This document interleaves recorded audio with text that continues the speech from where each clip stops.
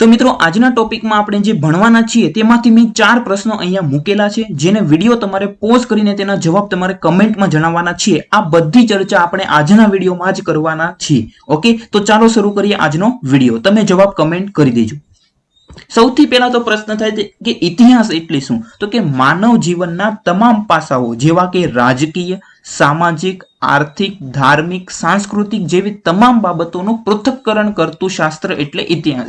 ઇતિહાસને આપણે ઇંગ્લિશમાં હિસ્ટરી કહીએ છીએ। આ પ્રશ્ન પૂછવાનો નથી, પણ આપણને સામાન્ય બેઝિક માહિતી હોવી જોઈએ કે આ માનવ જીવનના તમામ પાસાઓનું એક એનાલિસિસ છે, તેને આપણે ઇતિહાસ કહેતા હોય છે। ઇતિહાસનું કેન્દ્ર હંમેશા કોણ રહેલું છે? માનવ જીવન। આપણે જેટલા પણ ગ્રંથો છે, પુસ્તકો છે, તેમાં જોશો તો ઓનલી ને ઓનલી મનુષ્યોની વાત કરવામાં આવી છે। તો હવે આપણે મેઇન ટોપિક ઉપર પહોંચી જઈએ કે ગુજરાતના નામકરણનો ઇતિહાસ। મિત્રો, સિંધુ ખીણ સંસ્કૃતિ અગત્યની છે, એ આપણે આગળના લેક્ચરમાં જોવાના છીએ, પણ એના પહેલા પણ ઘણા બધા પ્રશ્નો પૂછાય છે। તમે આગળ જોતા જશો, એક એક ટોપિક અગત્યનો હશે। તો સૌથી પહેલા આપણે ભણી લઈએ કે ગુજરાતના નામકરણનો ઇતિહાસ। તો અત્યારે આપણે આપણા રાજ્યને ગુજરાત તરીકે ઓળખીએ છીએ, તે નામ છે ક્યારે મળેલું છે? આ પ્રશ્ન મેં તમને હમણાં પૂછેલો છે। ઓકે, તમે કમેન્ટમાં જણાવ્યું હશે જો તમને આવડતો હશે તો અત્યારે આપણે જે ગુજરાત નામ મળેલું છે તે છેક ગુજરાત નામ ક્યારે મળેલું છે? સોલંકી વાઘેલા કાળ દરમિયાન। મોસ્ટ ઇમ્પોર્ટન્ટ પ્રશ્ન બને છે કે ગુજરાત નામ ક્યારે મળેલું છે? સોલંકી વાઘેલા કાળ દરમિયાન પ્રચલિત થયું હતું। તે પહેલા ગુજરાત છે અલગ અલગ નામ તરીકે ઓળખાતું હતું। તમે જાણતા પણ હશો કે ગુજરાત નામ કઈ જાતિ પરથી ઉતરી આવ્યું છે? તો કે ગુર્જર। આ પણ પ્રશ્ન અગત્યનો બને કે ગુજરાત નામ કઈ જાતિ પરથી ઉતરી આવ્યું છે? તો કે ગુર્જર જાતિ પરથી ઉતરી આવેલું છે। આદ્ય ઐતિહાસિક કાળમાં ગુજરાત આનર્ત પ્રદેશ તરીકે ઓળખાતું હતું। ઓકે, આની આપણે ચર્ચા આપણે આગળ કરવાના છીએ પૌરાણિક કાળમાં। ઓકે, આનર્ત નામ શરિયાતીના પુત્ર આનર્તના નામ પરથી પડેલું છે। આ તો આપણને ખ્યાલ હશે। આનર્ત વિશે બધું આવશે, રેવત, આનર્ત, શ્રી કૃષ્ણ, એનો જે ઇતિહાસ છે આપણે ભણવાના છીએ, આગળના લેક્ચરમાં આવશે। તો આ નામ શેના પરથી પડેલું છે? તો કે શરિયાતીના પુત્ર આનર્તના નામ પરથી પડેલું છે। આ બધી ચર્ચા આપણે આગળ કરવાના છે। આનર્ત જે છે તેમણે ગુજરાતમાં પ્રથમ રાજધાની સ્થાપી હતી કુશસ્થળી। યાદ રાખજો, કઈ રાજધાની? આનર્તે કુશસ્થળી રાજધાની સ્થાપી હતી, જે હાલમાં દ્વારકા તરીકે ઓળખાય છે। મૌર્યકાળ અને ગુપ્તકાળ દરમિયાન સૌરાષ્ટ્ર સુરાષ્ટ્ર તરીકે ઓળખાતું હતું।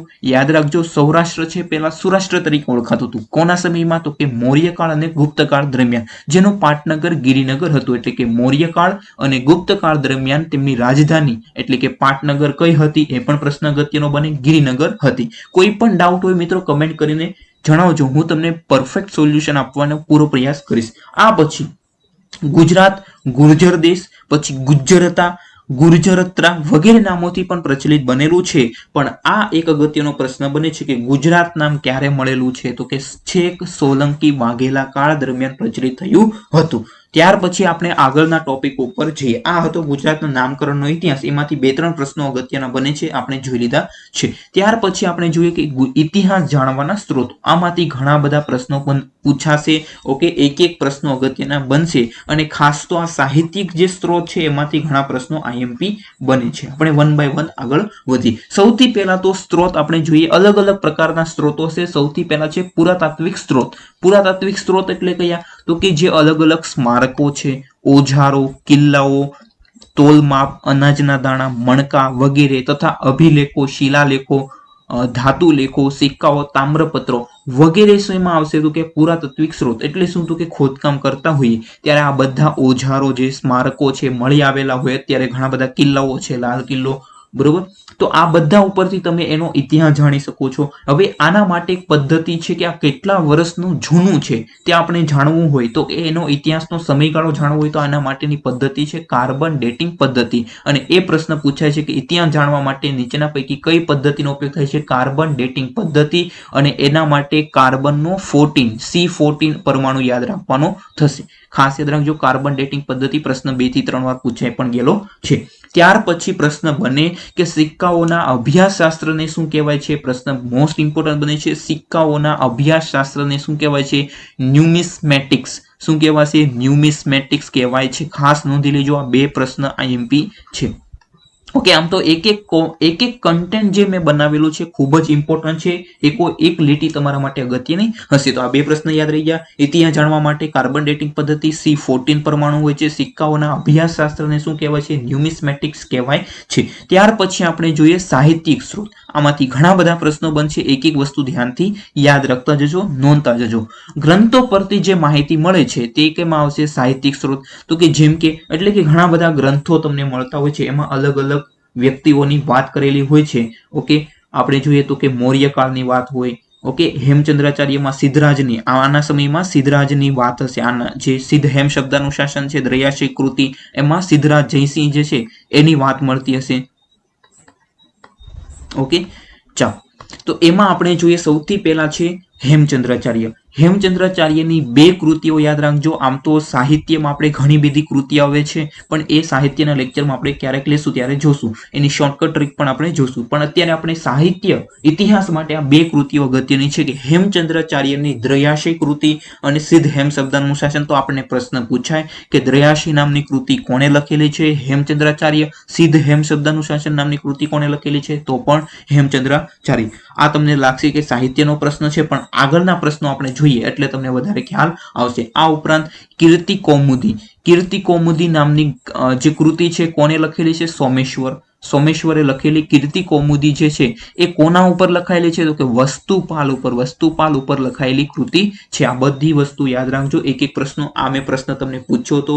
ઓકે, પ્રબંધ ચિંતામણી કોને લખેલી છે? અને કર્ણસુંદરી. આ પ્રશ્ન પૂછાઈ ગયેલો છે ઘણી બધી વખત. ઓકે, આમાંથી ઘણા બધા પ્રશ્નો તો જીપીએસસીમાં પણ પૂછાતા હોય છે. પ્રબંધ ચિંતામણી નામની કૃતિ કોણે લખેલી છે? મેરુતુંગાચાર્ય. કોણે? મેરુતુંગાચાર્યએ લખેલી છે. પૃથ્વીરાજ રાસો. પૃથ્વીરાજ રાસો નામની કૃતિ કોણે લખેલી છે? તો કે ચંદબરદાઈ. કોણે? ચંદબરદાઈ. નામ યાદ રાખજો, કૃતિ યાદ રાખજો. એક પ્રશ્ન અગત્યનો છે. આ પ્રશ્ન તો તમને ખ્યાલ જ હશે, ખૂબ જ ઇમ્પોર્ટન્ટ છે કે કર્ણસુંદરી નામની કૃતિ કોણે લખેલી છે? કવિ બિલ્હણ. શું લખવાનું? ઓપ્શનમાં ઘણી વખત કવિ બિલ્હણ પણ આપેલું હોય છે. ઓકે, ચલો, બિલ્હણ નામ યાદ રાખવાનું થશે. પછી સુકૃત સંકીર્તન.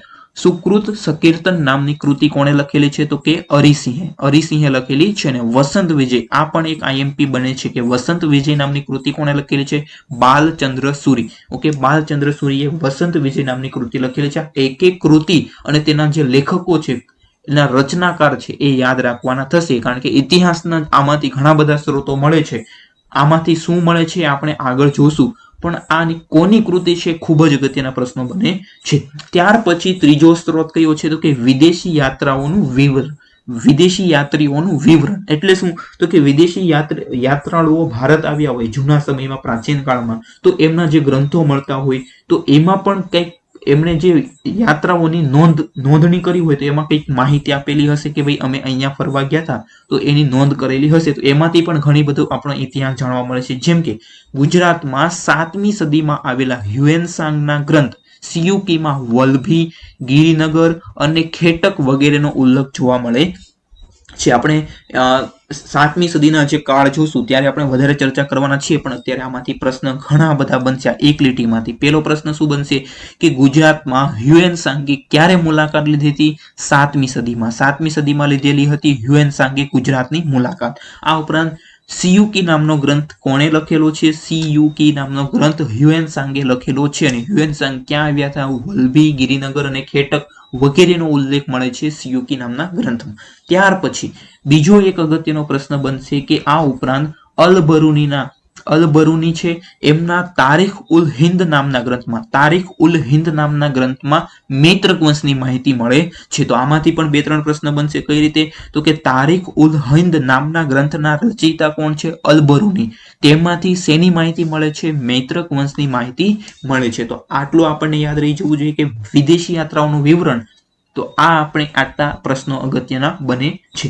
ત્યાર પછી આપણે જોયા 3 સ્ત્રોતો જોઈ લીધા ઇતિહાસ જાણવાના સ્ત્રોતો. તો સ્ત્રોત જોયા બાદ આપણે ઇતિહાસનું વર્ગીકરણ જોવું અગત્યનું છે કે એનું કઈ રીતે ક્લાસિફિકેશન થાય છે. વર્ગીકરણ તો સૌથી પહેલા તો ઇતિહાસના આપણે 3 ભાગ પાડી શકીએ છીએ. પહેલા આવશે પ્રાચીન કાળ, પછી આવશે મધ્યકાલીન, પછી આવશે અર્વાચીન. ત્રણ કાળ સમજાઈ ગયા, પ્રાચીન કાળ, મધ્યકાલીન કાળ, અર્વાચીન કાળ. આપણે 1 by 1 આપણે બધા જોવાના છીએ. પ્રાચીન કાળ, મધ્યકાલીન, અર્વાચીન બધી માહિતી ડીપમાં જોવાના છીએ. પણ અત્યારે સિંધુ ખીણ સંસ્કૃતિનો હું ડાયરેક્ટલી ત્યાંથી પણ શરૂ કરી શકું, પણ તમને ઘણા બધા પ્રશ્નો મિસ ન થઈ જાય એટલા માટે આપણે પહેલા આ લેક્ચર રાખેલો છે. કારણ કે સિંધુ ખીણ સંસ્કૃતિ પહેલાના પણ જે ઇતિહાસ છે એમાંથી પણ ઘણા બધા પ્રશ્નો પૂછાય છે. હમણાં તમે જોજો તલાટીના પણ 2-3 પ્રશ્નો આવશે. આ ઉપરાંત પ્રાચીન કાળને આપણે 3 ભાગમાં વહેંચી શકીએ છીએ. પુરા પાષાણ યુગ, મધ્ય પાષાણ યુગ અને નૂતન પાષાણ યુગ. ઓકે, પુરા પાષાણ યુગ, મધ્ય પાષાણ યુગ અને નૂતન પાષાણ યુગ. પુરા પાષાણ યુગ એટલે કોને કહેવાશે?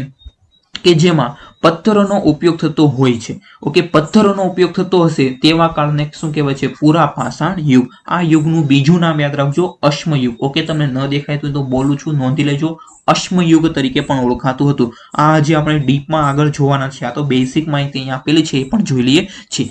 તો પુરા પાષાણ યુગ સમજાઈ ગયું, એમાં પથ્થરોનો ઉપયોગ થતો હતો. તેનું બીજું નામ શું છે? અશ્મયુગ. પછી આવે છે મધ્ય પાષાણ યુગ. તો મધ્ય પાષાણ યુગના સમયગાળા દરમિયાન માણસ વૃક્ષની છાલ સ્વરૂપના વસ્ત્રો પહેરતા શીખ્યો હોવાનું મનાય છે અને હથિયાર બનાવતા શીખ્યો હોવાનું પણ મનાય છે. નૂતન પાષાણ યુગ તો કે વ્યવસ્થિત પથ્થરોના વ્યવસ્થિત હથિયાર બનાવતા શીખ્યો, સ્થાયી જીવન જીવવાની શરૂઆત કરી, સૂર્ય, ચંદ્ર, અગ્નિ, વરુણની પૂજા કરતા થઈ. તો હવે આપણે આ 3 પુરા પાષાણ યુગ, મધ્ય પાષાણ યુગ, નૂતન પાષાણ યુગ છે એની આપણે માહિતી લઈ લીધી છે. ત્યાર પછી આપણે પ્રાચીન ગુજરાત આપણે જોઈએ તો એના પાછા 3 ભાગમાં વહેંચવામાં આવે છે. પ્રાચીન ગુજરાત, હવે આપણે પ્રાચીન ગુજરાતનો ઇતિહાસ શરૂ કરીએ છીએ. એને 3 ભાગમાં વહેંચવામાં આવે છે. પ્રાગ ઐતિહાસિક કાળ, આદ્ય ઐતિહાસિક કાળ અને ઐતિહાસિક કાળ. અહીંયા સુધી ક્લિયર. હવે આપણે 1 by 1 ડીપમાં જોવાના છીએ. હવે આપણે જોઈએ અગત્યની નોંધ એક અહીંયા આપેલી છે જે તમારા માટે ખૂબ જ અગત્યની છે. બિન સચિવાલય હોય, તલાટી હોય, ક્લાસ 3 ની કોઈ પણ એક્ઝામ હોય એમાં ઘણી બધી વખત આ પ્રશ્ન પૂછાઈ ગયો છે ડાયનોસર યુગમાંથી. ઓકે, તો ચાલો સૌથી પહેલી લીટી આપણે વાંચીએ, એમાંથી 3-4 પ્રશ્નો બનશે. કે મહીસાગર જિલ્લાના બાલાસિનોર પાસે રૈયાલી ગામે, મહીસાગર જિલ્લાના બાલાસિનોર પાસે રૈયાલી ગામેથી ડાયનોસરનું વિશ્વનું પહેલું ઈંડું મળી આવ્યું હતું. આ ઈંડા 6 કરોડ વર્ષ જૂના હોવાનું મનાય છે. પહેલા તો આ લીટીમાંથી ઘણા કઈ રીતે પ્રશ્ન તમને પૂછાઈ શકે એ તમને કહી દો. વિશ્વનું ડાયનોસરનું પ્રથમ ઈંડું ક્યાંથી મળી આવેલું છે? જિલ્લો પૂછે તો તમારે મહીસાગર લખવાનું છે, તાલુકો પૂછે તો બાલાસિનોર અને ગામ પૂછે તો રૈયાલી ગામ. યાદ રહી જશે. મહીસાગર જિલ્લાના બાલાસિનોર પાસે રૈયાલી ગામેથી મળી આવ્યું હતું. આ ઈંડા 6 કરોડ વર્ષ જૂના હોવાના મનાય છે. ઓકે, અહીં ગુજરાત સરકાર દ્વારા ખાસ યાદ રાખજો, અહીંયા કયું પાર્ક બનાવવામાં આવ્યું? તો કે ગુજરાત સરકાર દ્વારા ઇન્દ્રોડા પાર્ક એટલે કે ડાયનોસર પાર્કની રચના કરવામાં આવેલી છે. ટેલિગ્રામ લિંક ડિસ્ક્રિપ્શનમાં આપેલી છે, ત્યાંથી જોઈન કરી લેજો ખાસ. ઓકે, ચાલો તો આ ડાયનોસર યુગ વિશે બધાને ક્લિયર કે મહીસાગર જિલ્લાના બાલાસિનોર પાસે રૈયાલી ગામેથી ડાયનોસરનું વિશ્વનું પહેલું ઈંડું મળી આવ્યું હતું. આ ઈંડા 6 કરોડ વર્ષ જૂના હતા. અહીં ગુજરાત સરકાર દ્વારા ઇન્દ્રોડા પાર્ક એટલે કે ડાયનોસર પાર્કની રચના કરવામાં આવી હતી. ત્યાર પછી આપણે આગળ વધીએ. આપણે 3 ભાગમાં વહેંચ્યું હતું ને પ્રાચીન ગુજરાતને. આપણે પ્રાગ ઐતિહાસિક કાળ, આદ્ય ઐતિહાસિક કાળ અને ઐતિહાસિક કાળ એ 3 ભાગમાં વહેંચ્યું હતું. એનો આપણે પહેલો ભાગ છે જોઈએ છે. હવે ખૂબ જ અગત્યના પ્રશ્નો આમાંથી બને છે. પ્રાગ ઐતિહાસિક કાળ. ઓકે, પ્રાગ ઐતિહાસિક કાળમાં તમે જોજો ઘણા બધા પ્રશ્નો તમને નવા જાણવા મળશે. તો કે પ્રાગ ઐતિહાસિક કાળ એટલે કેવો કાળ? તો કે જેમાં લખાણની શરૂઆત થઈ તે પહેલાના કાળને. ઓકે, જેમાં લખાણની એટલે કે કોઈ પણ લખાણ સ્વરૂપે કોઈ માહિતી મળી નહીં. ઓકે, એના પહેલાના જે સમય હતો એટલે કે લખાણની શરૂઆત થઈ તે પહેલાના કાળને પ્રાગ ઐતિહાસિક કાળ એટલે કે પ્રી હિસ્ટોરિક કહેવાય છે. ગુજરાતમાં જો મોસ્ટ ઇમ્પોર્ટન્ટ છે, અહીંયા હું લખી પણ દઉં છું, ખાસ યાદ રાખજો કે ગુજરાતમાં પ્રાગ ઐતિહાસિક કાળના સૌ પ્રથમ અવશેષો 1893માં ઈસવીસન 1893માં તત્કાલીન વડોદરા રાજ્યના ભાગ ગણાતા વિજાપુર તાલુકામાં સાબરમતી નદી તટેથી કોઢ અને પેઢામલી ખાતેથી મળી આવેલા છે. ખાસ યાદ રાખજો આ પ્રશ્ન. ત્યારે આ વડોદરા રાજ્યમાં ભાગ ગણાતો હતો, પણ અત્યારે પૂછે તો તમારે યાદ રાખવાનું કે મહેસાણા જિલ્લામાં. કેમાં? મહેસાણા જિલ્લામાં. તો આમાંથી કઈ રીતે પ્રશ્ન બનશે એ તમને જણાવી દઉં છું કે ગુજરાતમાં પ્રાગ ઐતિહાસિક કાળના સૌ પ્રથમ અવશેષો ક્યાંથી મળી આવ્યા હતા? તો યાદ રાખજો કોઢ અને પેઢામણી ગામેથી, કોઢ અને પેઢામણી ગામેથી. અને જો જિલ્લો પૂછે તો યાદ રાખજો મહેસાણા જિલ્લા. અને ત્યારે કયું રાજ્ય નામ હતું તો કે ત્યારે વડોદરા રાજ્યમાં આ ગણાતું હતું. અને ત્યાં પણ વિજાપુર તાલુકામાં સાબરમતી નદીના તટેથી મળી આવ્યા હતા. અને એક અગત્યનો પ્રશ્ન સાલ પણ પૂછાઈ શકે કે ગુજરાતમાં પ્રાગ ઐતિહાસિક કાળના સૌ પ્રથમ અવશેષો કોઢ અને પેઢામણી ગામેથી ક્યારે મળી આવ્યા હતા? 1893. હમણાં બીજો પણ આવશે, લાંઘણેજ પણ આવશે, એટલે એ બંનેમાં મિક્સ ન થાય એનું ધ્યાન રાખજો. કોઢ અને પેઢામણી ખાતેથી સૌથી પહેલા મળી આવ્યા હતા, પછી લાંઘણેજમાંથી. કોઢ અને પેઢામણીમાંથી ક્યારે? 1893. આનો આપણે જોશું 1941 આગળ જોવાના છીએ. આ સૌ પ્રથમ અવશેષો કોણે શોધ્યા હતા? ગુજરાતમાં પ્રાગ ઐતિહાસિક કાળના સૌ પ્રથમ અવશેષો કોઢ અને પેઢામણી ખાતેથી મળી આવ્યા હતા. પણ કોણે શોધી કાઢ્યા હતા? રોબર્ટ બ્રુસ ફ્રૂટ નામના ભૂસ્તર શાસ્ત્રીએ શોધી કાઢ્યા હતા. કોણે? રોબર્ટ બ્રુસ ફ્રૂટ નામના ભૂસ્તર શાસ્ત્રીએ શોધી કાઢ્યા હતા. તેથી જ તેમને સૌ પ્રથમ સંશોધન કરતા ગણવામાં આવે છે. આ પ્રશ્ન તમને મેં સ્ટાર્ટિંગમાં પૂછ્યો હતો, યાદ હોય તો, કે ગુજરાતના સૌ પ્રથમ સંશોધન કરતા કોને ગણવામાં આવે છે? રોબર્ટ બ્રુસ ફ્રૂટ નામના ભૂસ્તર શાસ્ત્રીને ગણવામાં આવે છે. તો મોસ્ટ ઇમ્પોર્ટન્ટ પ્રશ્ન અહીંયાથી મેં તમને કીધું. ઓકે, આ બે લીટી મેં કીધું છે એમાંથી ખૂબ જ અગત્યના પ્રશ્નો બને છે કે ગુજરાતના પ્રાગ ઐતિહાસિક કાળના સૌપ્રથમ અવશેષો ક્યાંથી મળી આવ્યા હતા? કોઢ અને પેઢામણી ગામેથી. અને ગુજરાતના સૌપ્રથમ સંશોધન કરતા કોને ગણવામાં આવે છે? તો જવાબ આવશે રોબર્ટ બ્રુસ ફ્રૂટને. અહીંયા સુધી ક્લિયર? ત્યાંથી આપણે આગળ વધીએ તો કે 1893 કોઢ અને પેઢામણી ખાતેથી મળી આવ્યા હતા. ત્યાર પછી 1941 ઓકે, 1941 આ જ પ્રદેશમાં એટલે કે તત્કાલીન વડોદરા રાજ્ય પણ અત્યારે મહેસાણા પ્રદેશમાંથી લાંઘણેજ ખાતેથી પણ પ્રાગ ઐતિહાસિક યુગના અવશેષો મળી આવ્યા છે. લાંઘણેજ ખાતેથી બીજું પણ મળી આવ્યું હતું. શું મળી આવ્યું હતું? યાદ રાખજો કે લાંઘણેજ સ્થળેથી સૌ પ્રથમ માનવ હાડપિંજર મળી આવ્યું હતું, જેની શોધ કોણે કરી હતી? હસમુખ સાંકળિયાએ. કોણે કરી હતી? હસમુખ સાંકળિયાએ કરી હતી. જો આવા પ્રશ્નો પૂછાશે ને, કોઈને નહીં આવડે એટલા માટે ખાસ અગત્યના છે, યાદ રાખવા જો. લાંઘણેજ સ્થળેથી સૌ પ્રથમ માનવ હાડપિંજર મળી આવ્યું હતું, જેની શોધ કોણે કરી હતી? હસમુખ સાંકળિયાએ કરી હતી. અને આ કોઢ, પેઢામણી અને લાંઘણેજ અત્યારે કયા જિલ્લામાં આવેલા છે? મહેસાણા જિલ્લામાં આવેલા છે. યાદ રહી જશે બધાને. ચાલો ફરીવાર રિપીટ કરાવું છું કારણ કે અગત્યનું છે. ઓકે, એક એક પ્રશ્ન અગત્યનું છે. ગુજરાતમાં પ્રાગ ઐતિહાસિક કાળના સૌ પ્રથમ અવશેષો કોઢ અને પેઢામણી ખાતેથી 1893 મળી આવ્યા હતા. ક્યાંથી? તો કે તત્કાલીન વડોદરા રાજ્યમાં અને અત્યારે મહેસાણા જિલ્લામાં. ઓકે, અને સૌ પ્રથમ સંશોધન કરતા કોને ગણવામાં આવે છે? Robert Bruce ફ્રૂટને. ઓકે, ત્યાર પછી આ જ પ્રદેશમાંથી લાંઘણેજ ખાતેથી પણ પ્રાગ ઐતિહાસિક યુગના અવશેષો મળી આવ્યા છે. લાંઘણેજ સ્થળેથી 1941 મળી આવ્યા હતા અને સૌ પ્રથમ માનવ હાડપિંજર મળી આવ્યું હતું, જેની શોધ કોણે કરી હતી? હસમુખ સાંકળિયાએ કરી હતી. આ કોઢ અને પેઢામણી અત્યારે મહેસાણા જિલ્લામાં આવેલું છે. પ્રાગ ઐતિહાસિક કાળ, આ પ્રાગ ઐતિહાસિક કાળ જોઈએ છે એને પાછું 3 ભાગમાં વહેંચવામાં આવે છે. ખાસ સમજો, પ્રાગ ઐતિહાસિક કાળને 3 ભાગમાં, એટલે કે પુરાતન પાષાણ યુગ, મધ્યમ પાષાણ યુગ અને નૂતન પાષાણ યુગ.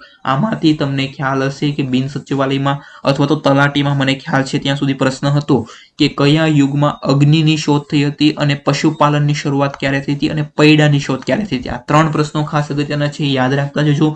તો કે પુરાતન પાષાણ યુગમાં અગ્નિની શોધ થઈ હતી. ક્યારે થઈ હતી? પુરાતન પાષાણ યુગમાં. આ સમય દરમિયાન મનુષ્ય શિકારી જીવન જીવતો હતો. ત્યાર પછી મધ્ય પાષાણ યુગ જોઈ લઈએ તો કે મધ્ય પાષાણ યુગમાં પશુપાલનની શરૂઆત થઈ. નૂતન પાષાણ યુગ, ત્યાર પછી તો કે નૂતન પાષાણ યુગમાં ખેતીની શરૂઆત થઈ અને પૈડાની શોધ થઈ. યાદ રાખજો, બંને ખેતીની શરૂઆત ક્યારે થઈ? તો કે નૂતન પાષાણ યુગમાં અને પૈડાની પણ શોધ શરૂ થઈ ગઈ હતી. ત્યાર પછી હવે આપણે આ પ્રશ્ન ખૂબ જ અગત્યનો છે. ઓકે, તો ત્યાર પછી આપણે જોઈએ પ્રાગ ઐતિહાસિક કાળ અહીંયા પૂરો થાય છે. હવે આપણે જોઈએ આદ્ય ઐતિહાસિક કાળ. પ્રાગ ઐતિહાસિક કાળ અહીંયા પૂરો થાય છે. હવે આપણે જોઈએ આદ્ય ઐતિહાસિક કાળ, જેને આપણે કાંસ્ય યુગ પણ કહીએ છીએ. તો કે પ્રાગ ઐતિહાસિક કાળના અંત પછી, જે આપણે અત્યાર સુધી ભણ્યું એના અંત પછી આ કાળ દરમિયાન ધાતુઓનો ઉપયોગ શરૂ થયો. ધાતુઓનો ઉપયોગ શરૂઆત થયો ક્યારે? પ્રશ્ન પૂછાય કે ધાતુના ઉપયોગની શરૂઆત કયા કાળથી થઈ હતી? તો કે આદ્ય ઐતિહાસિક કાળથી થઈ હતી અથવા તો કાંસ્ય યુગમાં થઈ હતી. ધાતુઓમાં સૌ પ્રથમ કયું ધાતુ શોધાઈ હતી? તાંબુ. યાદ રાખજો, મોસ્ટ ઇમ્પોર્ટન્ટ પ્રશ્ન છે. ઘણા બધા લોકોની ક્વેરી હોય છે, તાંબુ આવે, સોનું આવે, ચાંદી આવે, કાંસુ આવે. તો યાદ રાખજો, ધાતુઓમાં સૌ પ્રથમ તાંબુ છે એ શોધાયું હતું. અને ધાતુઓની શોધનો ક્રમ યાદ રાખી લો. ક્રમ પણ પૂછાઈ શકે કે આપણને આપેલું હોય કે સોનું, કાંસુ, પછી ચાંદી અને તાંબુ. આને આપણે શોધને આધારે ક્રમમાં ગોઠવા. આવી રીતે ઇતિહાસનો પ્રશ્ન બની જાય. ઘણા બધા લોકો મુશ્કેલીમાં મુકાઈ જાય, પણ આપણને આવડતું હોવું જોઈએ કે સૌથી પહેલા તાંબુ શોધાણું હતું, પછી સોનું, પછી ચાંદી. ચાંદીને આપણે રૂપું પણ કહેતા હોઈએ તો બધાને ખ્યાલ હશે ને. પછી કાંસુ શોધાણું હતું. ઓકે.